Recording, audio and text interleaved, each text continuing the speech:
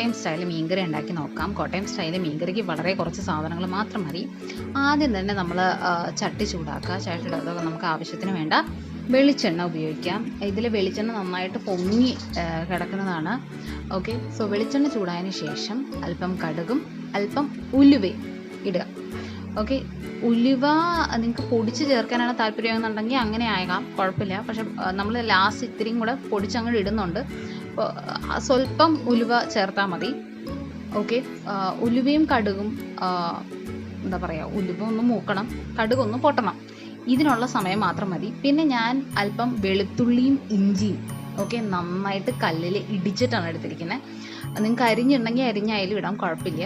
അപ്പോൾ വെളുത്തുള്ളി ഇഞ്ചി നന്നായിട്ട് ഇടിച്ചിട്ടത് ഒന്ന് മൂത്ത് കഴിയുമ്പോൾ ഇച്ചിരി പച്ചമുളകും കരിവേപ്പിലയും ഇടുക.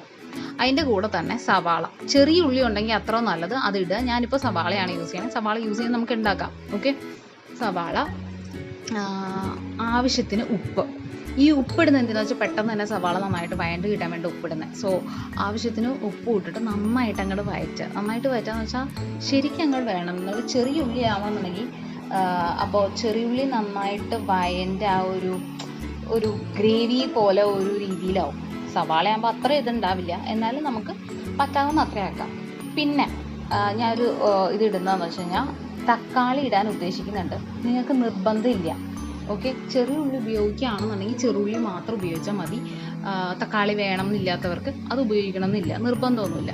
ഓക്കെ, സോ തക്കാളിയും കൂടി ഇട്ടിട്ട് ഇനിയിപ്പോൾ എന്താണെന്ന് വെച്ചാൽ എനിക്കുള്ളതെന്ന് വെച്ച് കഴിഞ്ഞാൽ ഞാൻ ഈ തക്കാളി നന്നായിട്ട് ഒടയണ പരുവത്തിൽ, എന്ന് വെച്ചാൽ തക്കാളി ഉണ്ടെന്ന് അറിയരുത്, ആ രീതിയിൽ നമ്മൾ ആക്കിയെടുക്കണം. അങ്ങനെ ആകുമ്പോഴത്തേക്കും നമുക്ക് എന്താ പറയുക, പൊടികൾ ഇട്ട് കൊടുക്കാം. പൊടി എന്ന് പറഞ്ഞാൽ വലുതായിട്ടൊന്നുമില്ല, ആകെ മഞ്ഞപ്പൊടി ഉണ്ട്. മഞ്ഞപ്പൊടി ഇട്ട് കഴിഞ്ഞതിന് ശേഷം ഒന്ന് ഇളക്കി കഴിയുക. അത് കഴിയുമ്പോഴത്തേക്കും മുളക് പൊടി ഇത്തിരി കൂടുതൽ വേണം. കാരണം എന്താ വെച്ച് കഴിഞ്ഞാൽ ഇതിൽ കോട്ടയം മീൻകറിക്ക് എപ്പോഴും മുളക് ഇച്ചിരി മുമ്പ് നിൽക്കണതാണ് സ്റ്റൈൽ. സോ മുളക് പൊടി നന്നായിട്ട് ഇടുക. അതനുസരിച്ച് പച്ചമുളകിൻ്റെ എണ്ണം കുറക്കാട്ടോ, കുഴപ്പമില്ല. അപ്പോൾ മുളകും പൊടി നന്നായിട്ട് ഇടുക. എന്നിട്ട് നല്ലൊരു അപ്പം തന്നെ വെള്ളം ഒഴിക്കരുത്, അല്ലെങ്കിൽ പുളി ഇടുകയോ ഒന്നും ചെയ്യരുത്. ഇതൊന്ന് ആ എണ്ണയിൽ പിടിച്ചിട്ട് പയ്യൊന്ന് എണ്ണ പൊങ്ങണ രീതിയിലാവണം. ഓക്കെ, ആ രീതിയിൽ നന്നായിട്ട് അതൊന്ന് മിക്സായി ഒരു ഇതായി എന്നുള്ള രീതിയിൽ തോന്നുമ്പോൾ നമുക്ക് എന്ത് ചെയ്യാം, പുളി ഞാൻ നേരത്തെ തന്നെ എടുത്ത് വെച്ചിട്ടുണ്ട്, കുടംപുളി. അപ്പോൾ കുടംപുളിയാണ് ഞാൻ വെള്ളത്തിലിട്ട് വെച്ചിട്ടുണ്ട്. കുടംപുളി വെള്ളത്തിലിട്ട് വെച്ചിരിക്കുന്നത് അതങ്ങോട്ട് കഴുകി വെള്ളത്തിലിട്ട് വെച്ചാൽ ഇട്ട് കൊടുക്കുക. ഓക്കെ, എന്നിട്ട് ഇതൊന്ന് തിളക്കണം. നമുക്ക് വേണമെങ്കിൽ ആവശ്യത്തിന് വെള്ളം ഒഴിച്ച് കൊടുക്കാം കേട്ടോ. ഇപ്പോൾ എന്നിട്ട് ഇതൊന്ന് തിളക്കണം. ഓക്കെ, തിളക്കണ വരെയാണ് നമ്മുടെ വെയിറ്റിംഗ്. ഇത് ഭയങ്കര എളുപ്പമാണ്. നമ്മൾ ഈ തേങ്ങ അരയ്ക്കുകയും അല്ലെങ്കിൽ അങ്ങനെയുള്ള ബുദ്ധിമുട്ടുകളൊന്നുമില്ല. വളരെ സിമ്പിളായിട്ട് പെട്ടെന്ന് ചെയ്യാവുന്നതാണ്. പിന്നെ ഈ കറിയുടെ ഒരു പ്രത്യേകത എന്ന് പറഞ്ഞു കഴിഞ്ഞാൽ ഇന്ന് വൈകിട്ട് ഉണ്ടാക്കി കഴിഞ്ഞാൽ നാളെ രാവിലെ ആകുമ്പോൾ അടിപൊളി ടേസ്റ്റ് ആയിരിക്കും. അത് ഇരിക്കും തോറും ടേസ്റ്റ് കൂടുന്ന ഒരു കറിയാണ് ശരിക്കും പറഞ്ഞാൽ ഈ മീൻ കറി. ഓക്കെ, അപ്പോൾ വെള്ളം ഇത്തിരി ഇല്ലെങ്കിൽ കുഴപ്പമില്ല. ഇപ്പോൾ എൻ്റെ കയ്യിൽ ഇത്തിരി വെള്ളം രീതിയിലാണ് ഇരിക്കണേ. ഓക്കെ, ഇത് വെള്ളം അല്ലാണ്ട് ഒരു കുഴമ്പ് രൂപത്തിൽ നമുക്ക് ശരിക്കും കിട്ടും വറ്റിച്ചെടുത്ത് കഴിയുമ്പോൾ.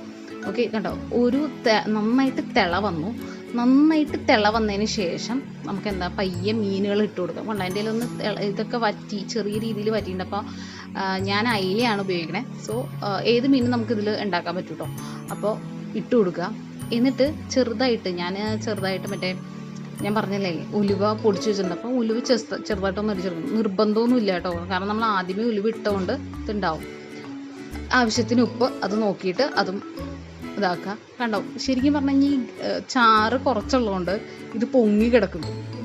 അയില ഏത് മീനായാലും അതൊന്ന് പൊങ്ങി കിടക്കും. അപ്പോൾ നമ്മളതൊന്ന് മുക്കണ രീതിയിലൊന്ന് ഇട്ട് കൊടുക്കുക. നമുക്ക് ചട്ടി പൊക്കി, ഇപ്പം ഞാനിപ്പോൾ ക്യാമറ പിടിച്ചേക്കണമെന്നാണ്, ഈ ചട്ടി വെച്ചിട്ടാണ് നമ്മൾ ഒന്ന് ചുറ്റിച്ച് കൊടുക്കുക. അപ്പോൾ അത് മിക്സ് ആവും. പരമാവധി കയ്യിലിടണ്ട എന്നുള്ള രീതിയിലാണ് ഞാൻ എടുക്കാറ്.